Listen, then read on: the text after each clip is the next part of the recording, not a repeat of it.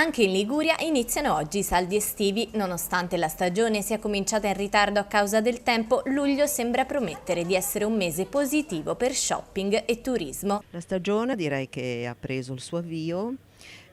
Abbiamo molte navi da crociera che attraccano sia a Santa Margherita ma soprattutto a Portofino, che stanno portando un grosso flusso di turisti. Un calo inevitabile nelle vendite e nel flusso di turisti c'è stato, si parla di circa un 30-40% rispetto agli anni scorsi. Giugno 2024 è sembrato infatti un mese autunnale e non è stato produttivo dal punto di vista economico come le precedenti stagioni. Diamo la colpa al tempo, però abbiamo perso 2 mesi. Trampolino di lancio che era Pasqua, 25 aprile, 1 maggio e 2 giugno l'abbiamo perso perché è sempre piovuto, e per cui c'è un bel calo secondo me di un 30, forse anche 40% rispetto agli altri anni.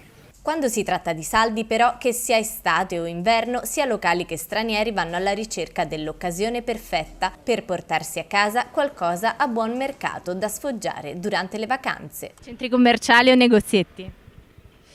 Negozietti, meglio. Qualcosa lo prendiamo, i saldi sì, fanno bene. Costumi, anche quelli mi mancano.